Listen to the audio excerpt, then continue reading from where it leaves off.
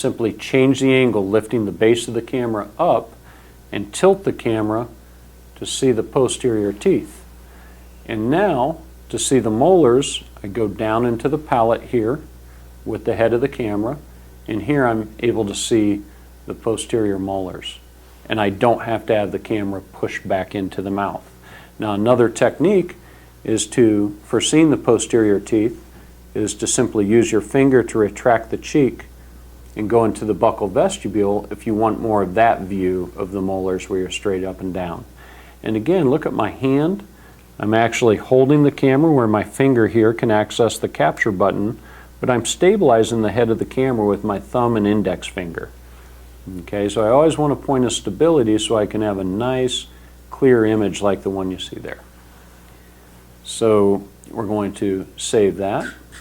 So again, here, 2 to 3 teeth, looking at the maxillary, is simply this. We start on the incisal edge, we follow the angle of the arch, push it here to about the premolar, and then tilt the camera to see farther back. And you'll notice here, the head of the camera is in the premolar region, but look on the screen, because I'm tilting the base up, I'm seeing the molar area there.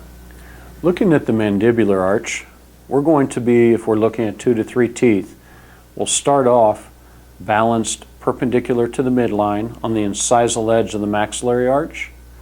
Here you'll notice, open just a little bit. On the screen we can see the incisal edges clearly, the lower teeth. Now here, I simply turn the camera, follow the angle of the arch, and tilt the camera down and go into the palate. And in doing that, we're able to see those posterior teeth. Here we go. And you'll notice I'm in the palate right behind the anterior centrals with the head of the camera. So even though I'm looking at the posterior teeth, I'm tilted down here, and then I simply change my angle to come more towards the anterior until I'm here perpendicular to the midline and I'm looking at the lower teeth, or the centrals. And now again here, simply pivoting the camera to see farther back. But notice my hand is on the chin and I'm running the camera through my thumb and index finger. And this is one point of stability. The patient's lateral here is the second point of stability, and then I've got the chin and my finger rests there. So I have 3 points of stability. Makes it very easy to really hold the camera still, so when you're ready to freeze the image, you've got a nice, clear image that's free of movement. And the key to that again is this, and stabilizing. 1, 2, 3. And then this hand, you can have your hand however you want it. You can push the bottom or the top button to freeze the image. So that's the 2 to 3 tooth view. Remember, the fundamentals of the 2 to 3 tooth view are: first, get your focus set properly. It's pushed all the way in and just out one little click, and you'll feel it click. That's a 2 to 3 tooth position for the focus. And then 2, always be on the opposing incisal edge. So if I'm looking at the maxillary arch, I start off on the incisal edge of the lowers perpendicular to the midline. And then from there, it's simply changing the angle of the camera this way and this way to see farther back. So horizontally and vertically to see the posterior areas of the mouth. So there's very little movement to image the entire upper arch. Now we've looked at the 2 to 3 tooth view, which is imaged from the opposing arch.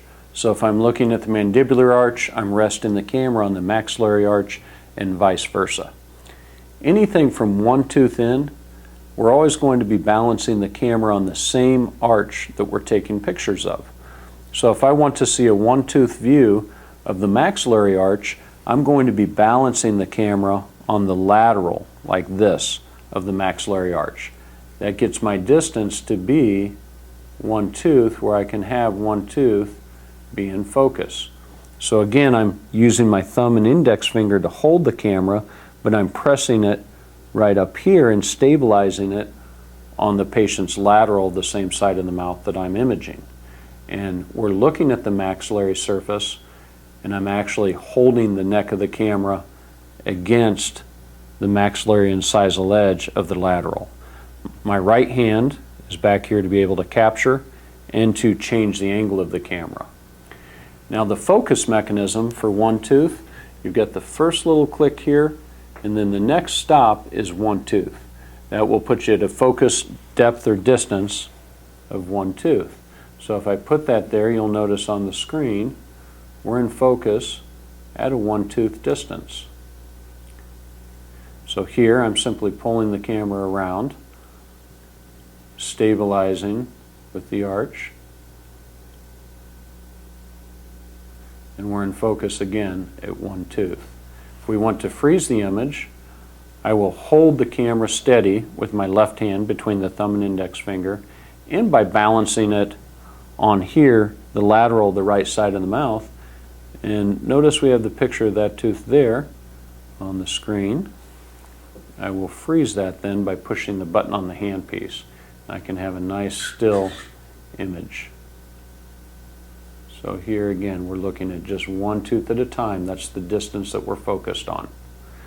So the fundamentals of one tooth imaging are you're going to take the camera, you're going to rest it on the lateral of the same arch that you're taking a picture of here.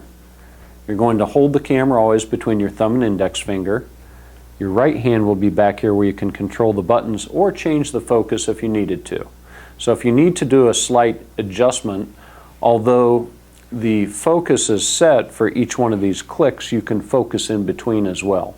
So you've got your hand free here where you can set that focus if you needed to fine-tune it. But again, we're simply guiding the camera along the same arch and using that arch for stability.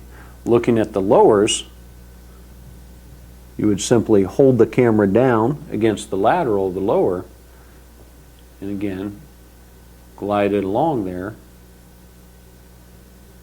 And you can see how quickly, notice this, if you look at the screen, here I'm at a one tooth view.